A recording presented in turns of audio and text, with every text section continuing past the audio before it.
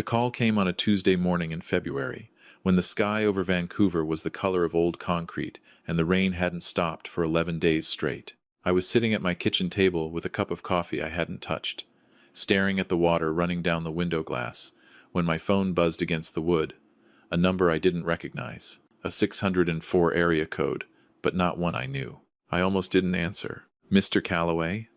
The voice was professional, measured. "A woman. This is Patricia Nguyen, from Ashford and Nguyen Legal.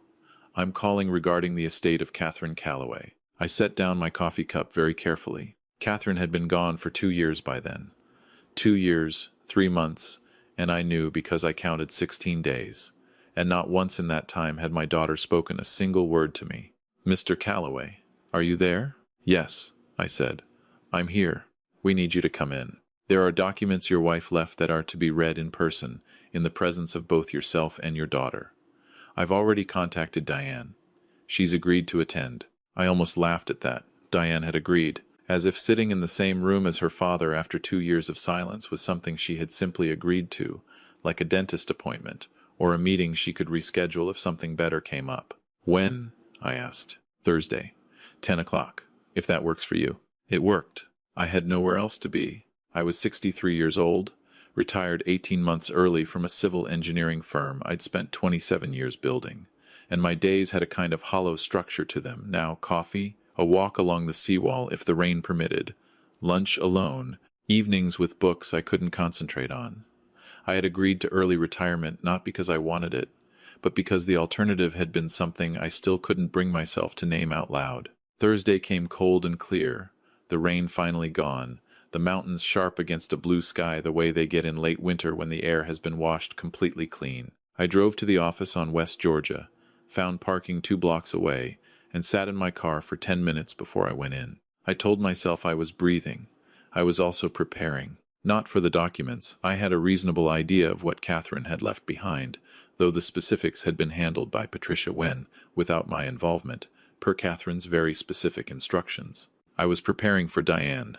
She was already there when I walked in. She was sitting in one of the chairs outside the conference room, her coat still on, her hands folded in her lap. She was 41 now. She had her mother's dark hair, and her mother's way of holding herself very still when she was angry, like stillness itself was a form of control. She looked up when she heard me come through the glass door. She didn't stand. She didn't smile. She looked at me the way you look at someone you've already decided about. "Diane," I said. "Dad." Just the word, nothing attached to it. We sat in the waiting area together for 4 minutes without speaking. I know because I watched the clock on the wall. At some point, Patricia Nguyen came out, a woman in her 50s with reading glasses pushed up on her head and a folder under her arm, and she shook both our hands and led us into the conference room. There was a table, 2 chairs across from each other, a window looking out at the street below, a glass of water in front of each seat. I sat on one side, Diane sat on the other. Patricia sat at the head. "Thank you both for coming," Patricia said. "I know this isn't easy, and I want to acknowledge that before we begin. Catherine was very deliberate about these instructions. She asked that this meeting take place no sooner than 24 months after her passing, and that both of you be present before anything was read or distributed. I've honored that timeline." Diane was looking at the table. "There are 2 components," Patricia continued. "The first is the formal disposition of the estate. The second is a personal letter Catherine wrote, which she asked me to read aloud. In her words, and I'm quoting her directly here, she said, 'Don't let either of them leave until they've heard every word.'" Something moved across Diane's face, something small and quick that she closed off immediately. "The estate," Patricia began. "I won't pretend the numbers didn't matter. After everything that happened after the early retirement, the legal costs, the 18 months of living on savings that were never meant to carry me this far alone, the numbers mattered. Catherine had been a senior project manager at a Vancouver development company for 22 years. She had been careful with money in ways I had never fully appreciated until she was gone. The estate totaled just over $2.4 million, including the house we had owned jointly, which had been sold 14 months earlier at my request because I couldn't stay there. Patricia explained that Catherine had divided the estate. Diane would receive the investment accounts, valued at approximately $1.6 million. I would receive the remainder life insurance proceeds and a separate account Catherine had maintained independently totaling $800,000. Diane's expression didn't change.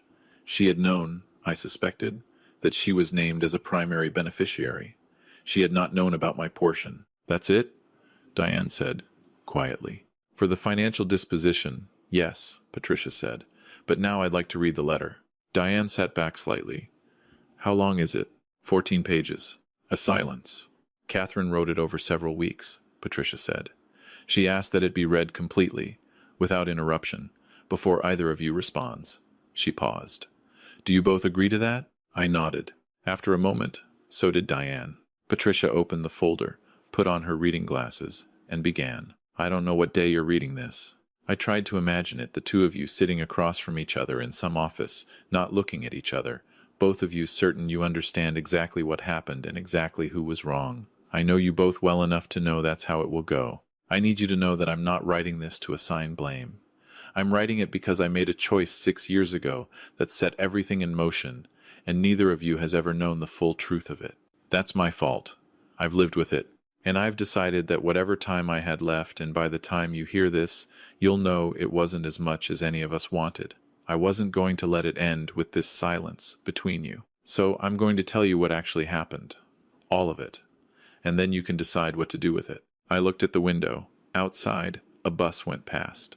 Someone on the street below was walking a dog, a yellow lab, pulling hard at its leash. Patricia kept reading. This is what Catherine's letter said.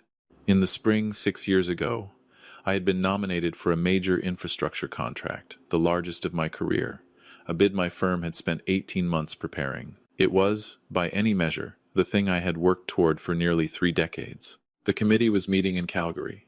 I flew out on a Wednesday, had dinner with colleagues, came back Thursday night. What Catherine knew, and what I did not know she knew, was that one of the other firms bidding on that contract had submitted falsified geological survey data that, if the contract had been awarded on its merits, would have disqualified them immediately. She knew because someone inside that firm had come to her, not to me, not to the regulatory body, but to Catherine, because they trusted her and because they were afraid.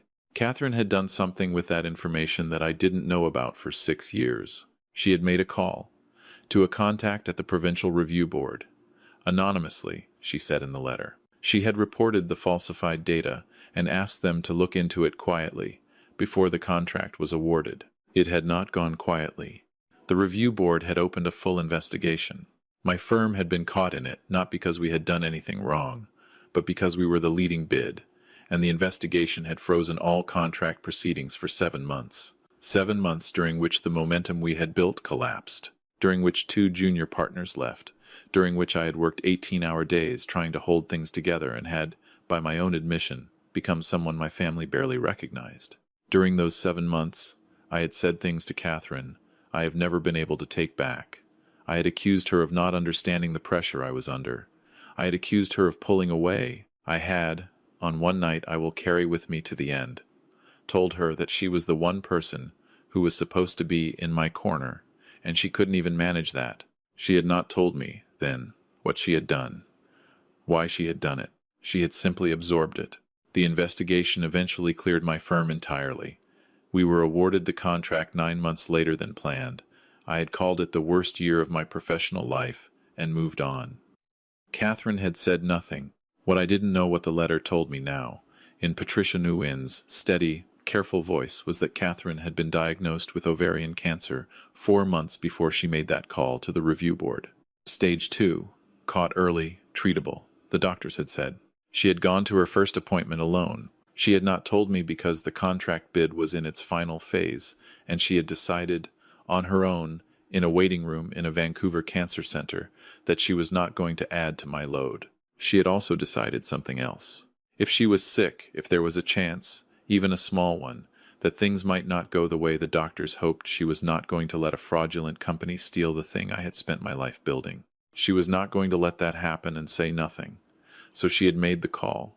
She had done it because she loved me. And then she had said nothing, because telling me would have meant telling me about the cancer, and she wasn't ready. By the time she was ready, by the time she told me about her diagnosis, 8 months after that first appointment, I had already spent most of the previous year treating her like a stranger in her own home. Patricia paused. She took a sip of water. Diane was completely still across the table. I found that I could not look at my daughter. I was looking at my hands, which were flat on the table, which were the hands of a 63-year-old man who had built bridges and overpasses, and had not, apparently, been able to see what was directly in front of him. Patricia continued, I'm not telling you this so that you'll blame your father, Diane. I need you to understand that. What happened next, the distance, the silence, the way things fell apart between the three of us. I take responsibility for that. I should have told him. I chose not to, and I chose not to tell you either, because I didn't want you to carry it. But here is what I need you to know about your father. When I finally told him I was sick, when he found out about the diagnosis and understood that I had kept it from him for almost a year, he didn't leave. He didn't withdraw. He sat down at the kitchen table, the same table where we'd had 100 arguments that year, and he held my hand, and he said, Tell me what you need. That's who your father is, Diane. That is the man I married, not the man you saw during the worst year of his professional life, under pressures that were partly my doing, in the dark about things he should have known. The real man, the one who showed up. Diane made a sound, very small.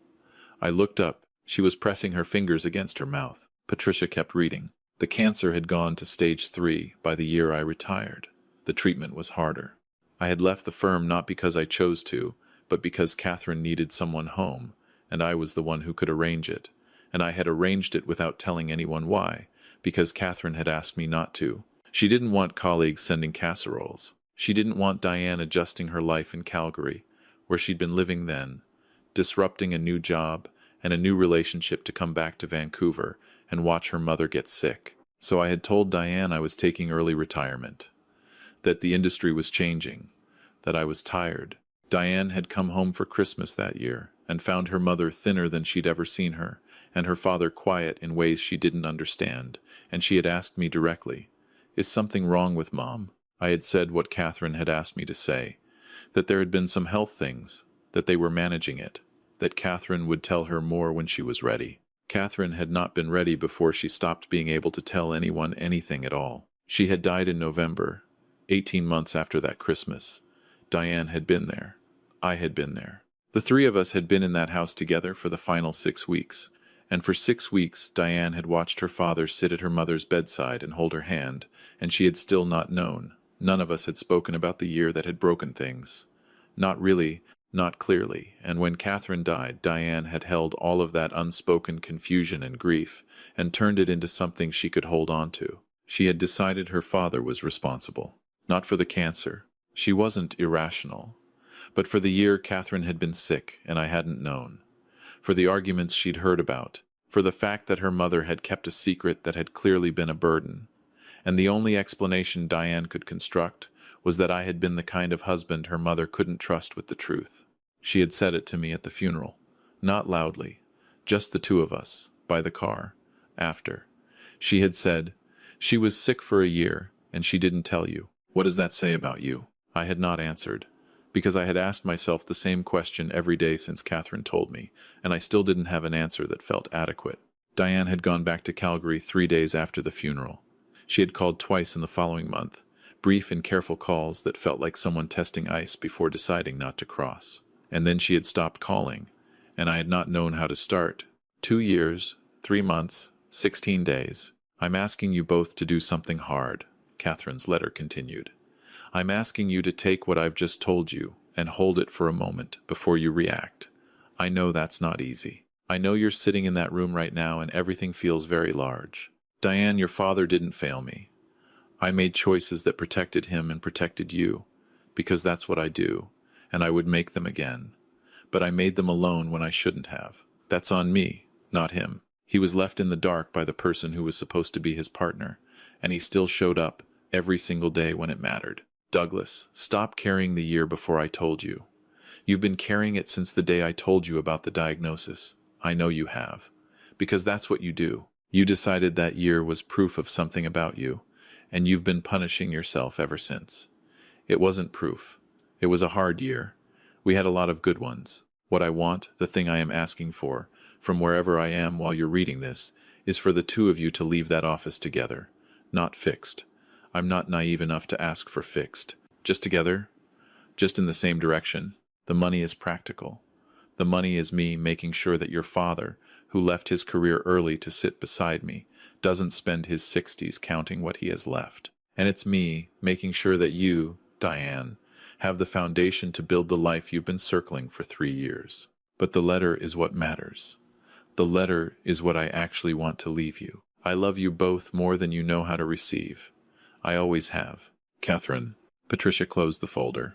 The room was very quiet. I was looking at my hands again. I became aware, after a moment, that I was crying not dramatically, not in the way that demands attention, just the way water finds its way out of things when there's been too much pressure for too long.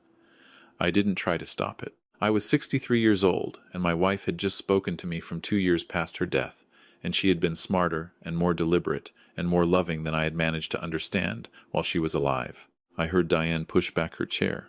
I thought she was leaving. She wasn't leaving. She came around the table and she sat down in the chair next to mine, not across from me, and she didn't say anything for a long moment. Neither did I. Patricia Nguyen had the good grace to find something to look at outside the window. I didn't know, Diane said finally. Her voice was different. The careful flatness was gone. She sounded like herself, like the version of her I remembered from before, from the daughter who used to call me on Sunday afternoons to argue about hockey and ask for advice she pretended not to want. I didn't know she'd been sick that long. She didn't want you to worry, I said. She didn't want either of us to worry. A pause. That was so her. Yeah, I said. It was. Diane looked at the folder on the table. She wrote 14 pages.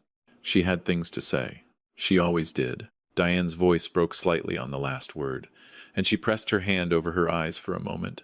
And I reached over and put my hand on her arm the way I used to when she was young and had fallen off her bike or been excluded from something at school. The specific father gesture that I hadn't been sure. Until that moment, I was still allowed. She didn't move away. We sat there for a while. The sun had shifted and was coming through the window at an angle now, long and pale, the kind of winter light that Vancouver saves for the days it's trying to apologize for all the gray. I have some things to figure out, Diane said eventually. I need time. I know, I said. I'm not asking for anything today. I'm not saying I'm still angry. I know that too. She looked at me. Really looked. The way she hadn't since she walked in. She had her mother's eyes, dark brown with that slight up-tilt at the corners. And right now they looked tired and young at the same time. The way grief makes people look. She did all of this on purpose, Diane said. The timing. The letter. Making us sit in the same room. That's your mother. Planning things from beyond the grave. She always said she was better at follow-through than either of us. Diane made a sound that was almost a laugh. Not quite, but close enough. We stayed another hour. Patricia brought tea that no one asked for and left it on the table and went back to her desk. Diane and I talked carefully at first, then less carefully. The way you walk onto ice you're not sure about until you've taken enough steps to trust it. We talked about the house, which she hadn't seen since the sale. We talked about her job, which had changed since Calgary. We talked about small things that were really large things in the way that conversations between people with unfinished business always work. At one point she asked me what I'd been doing for the past 2 years. I told her the truth, that I'd been walking, mostly, that I'd taken up woodworking, badly, that I had a neighbor named Gerald who was 81 and had once been a fisherman up near Prince Rupert, and we played cribbage on Wednesday nights. And it turned out that was more sustaining than I would have predicted. She smiled at that. An actual smile. Her mother's smile.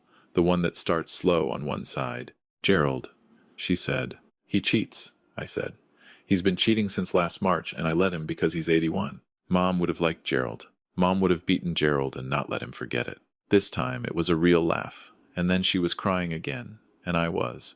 And Patricia Nguyen was very busy with something at her desk. And the winter light came through the window and lay across the table where Catherine had asked us both to sit. We left together. Not fixed. She was right. Catherine was always right, not fixed. There are no shortcuts through 2 years of silence. And there's no document, however carefully written, that undoes the specific loneliness of grieving separately. Diane had her own version of the last years. I had mine. We were going to have to learn each other's versions slowly, the way you learn a language in a country you've actually moved to by living inside it, making mistakes, trying again. But together, outside on the street, We stood on the sidewalk for a moment in that clear February air. The mountains were still visible to the north, white above the tree line, the kind of permanent landmark that Vancouverites take for granted until they go somewhere flat and realize how much they needed them. "I'm in town until Sunday," Diane said. "I know a place for dinner," I said. Catherine would have approved.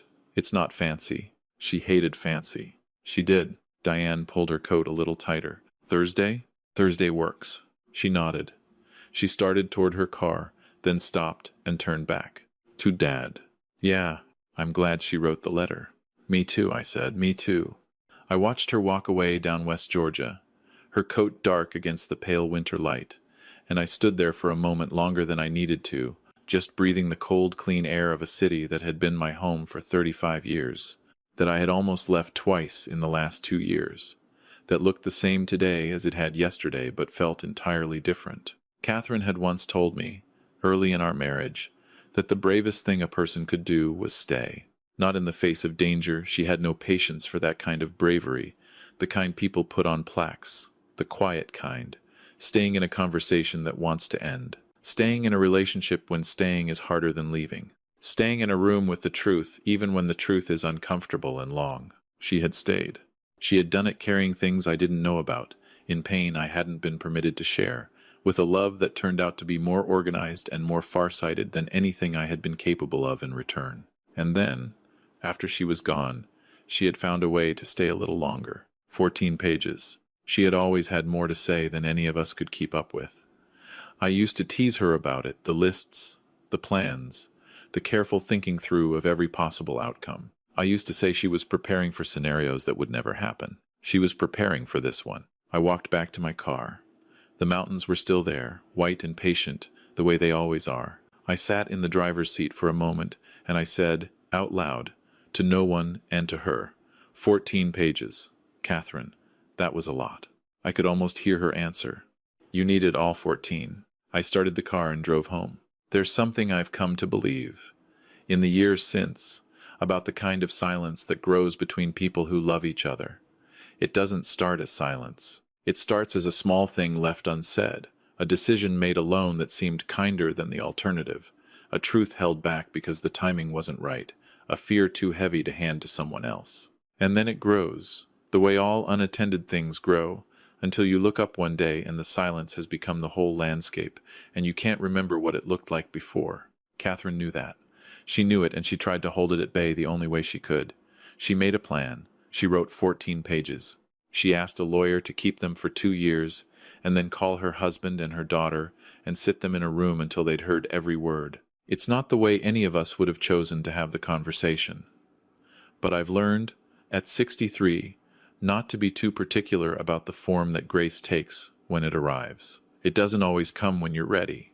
It doesn't always come in the shape you expected. Sometimes it comes from a folder on a table in a lawyer's office on West Georgia, in the voice of a woman who planned for everything, including her own absence. The things we leave behind are the truest version of what we believed.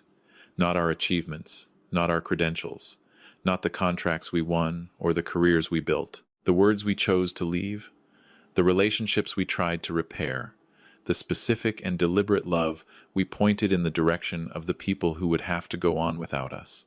If you're holding something unsaid, something you've been waiting for the right moment to offer, I want you to consider that the right moment may not announce itself. It may not come with the right weather or the right mood or the resolution you've been waiting for. It may have to be made deliberately, the way Catherine made it, with planning and patience, and the clear-eyed understanding that the people you love most are also the ones most likely to need the truth. Don't make them wait for the lawyer's office.